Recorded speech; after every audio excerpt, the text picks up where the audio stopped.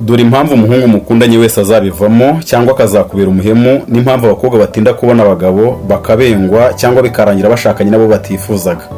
Impamvu ya mbere, wihagararaho cyane kandi ugakabya kwigira umukiranutsi.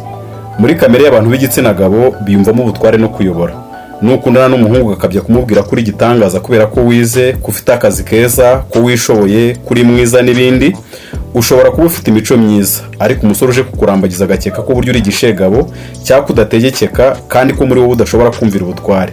Burya abagabo bakurwa n'abakobwa bagaragaza ukwicisha bugufi no kwiyoroshya mu migirire yabo, ariko nanone ntago abasore bakunda umukobwa utigirira icyizere. Rero uwo waba uri we wese jya ushyira mu gaciro, we kwipfobya ariko we kwitwara nk'igitangaza niyo waba uri cyo. Impamvu ya kabiri, wihagararaho cyane kandi bikarangira wivuguruje. Muri kamere y'abagabo biyumvamo gutereta cyangwa bakaba mbere mu kugaragariza abakunze bo ko bifuza ko baryamana. Ubushakashatsi bwagaragaje ko abakobwa bavuka mu bihugu bikennye bemera imibonano mpuzabitsina bagombye guhendahendwa. Aho kwemera kuryamana n'umukunzi wagombye kuguhendahenda, ikiza wabyihorera kandi ukamusobanurira mu kinyabupfura ko wifuza ko muzaryamana mwaramaze kubana, ariko kubyemera rimwe cyangwa kenshi bikaba agombye kuguhendahenda, bituma umuhungu mukundana akeka kutamwishimira kandi ko amaherezo nimubana utazamuha ibyishimo byuzuye. Hari n'igihe atekereza ko muri kamere yawe nta munezero ukura mu mibonano mpuzabitsina, bityo rero menya ko nubwo abantu babifata nk'ibisanzwe, agaciro k'umukobwa karagabanuka imbere y'umurambagiza iyo bihaye kuryamana batarashakana, kandi bitera umutima uhagaze kwibaza ibisobanuro watanga imbere y'umusore ukurambagiza ukuntu watakaje ubusugi. Ubushakashatsi bwagaragaje ko ingo zubatswe n'abantu batakaje ubusugi n'ubumanzi ko bene zo batajya bizerana byuzuye. Mbese nta mugabo upfa kwizera umukobwa watakaje ubusugi niyo yaba ari we wabumwambuye, kandi nta mugore wizera umuhungu watakaje ubumanzi niyo yaba ari we wabumwambuye. Mujye mwifata. Impamvu ya gatatu, uramuvunisha mu rukundo.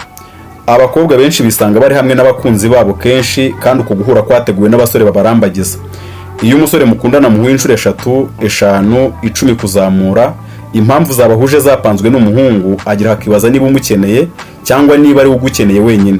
Ashobora kubona ko akwingingira kukwereka ko agukunda maze agacika intege kubera gusa naho umuvunisha mu rukundo. Abakobwa benshi ngo bakunda umuhungu bitaho, utanga keyo. Wari ubizi se? Burya zirya keyo ukeneye n'umuhungu abazikeneye. Ntukarangwe no gushimira ibyo uhawe cyangwa ibyo wabwiwe, ujye wibuka ko gutanga bihisha ibyishimo kuruta guhabwa. Impamvu ya kane, wereka umuhungu ko umukeneye nk'aho ari we cyizere cy'ubuzima bwawe. Abakobwa benshi baba bifuza umuhungu wishoboye, mbese witeguye kwishyura buri kimwe gikenewe kugira ngo ubushuti bwabo bugende neza, kandi abakobwa kenshi bakifuza umuhungu ufite ubushobozi bwo kuzakemura ibibazo by'urugo birebana n'amafaranga. Iyo abona ko ari uko wumva ibintu, ashobora kuva mu rukundo kubera kumva ko umubano wanyu uzamuhindura umucakara wo gukemura ibibazo byawe, kandi akabona ko adahari ubuzima bwahagarara. Ntabwo umugabo ari serumu icometse ku buzima bwawe. Wagombye kuba wifuza ko mubana ngo musangire ibyishimo biva mu rushako, ariko niba ukeneye umugabo wo kugutunga, ushaka wa witonze rutazakugurumanira ku mutwe. Mbere yo gushaka, jya ubanza wumve ko witunze kandi wisuzume wumve ko unyuzwe n'ukuri. Icyitonderwa, gusa ibi ntibivuze ko umusore w'umukire atakunda umukobwa ukennye. Yamukunda rwose, apfa kuba afite imico imukurura kandi akaba ari umunyamwete. Nubwo ubu nta kazi ufite, ariko hari igihe umusore aba abibona ko ubonye akazi wakitaho kandi ko wabasha gucunga umutungo neza. Jya wihatira kugira imico myiza ibindi bizizana. Impamvu ya gatanu, urisuzugura cyane kubera ubushobozi buke wiyiziho. Abakobwa benshi bajya bibeshya bati ubwo ntize, ubwo ntafite akazi, ubwo ntafite uburanga, ubu sinzabona umugabo ukwiriye. Ibyo si byo rwose. We mukobwa, nta mukobwa mugenzi wawe uzi utarize amashuri ahambaye washakanye n'umuhungu wize. Nta mukobwa mugenzi wawe uzi utari ufite akazi keza maze agakundwa n'umuhungu ufite akazi. Nta mukobwa mugenzi wawe uzi utagira uburanga washakanye n'umusore mwiza kandi ufite inzu, imodoka n'amafaranga. Igisubizo waba utanze icyo ari cyo cyose, jya uha agaciro ubumuntu bwawe, ni ukuvuga imico ikuranga kandi ugabanye ubwibone no kwitekerezaho birenze ibikwiriye. Mu gihe abandi bakobwa baba bibone kubera uburanga bwabo cyangwa ibyo batunze, nawe ntukaganzwe n'ubwibone ngo umve ko agaciro kawe gashingiye kuko ugaragara.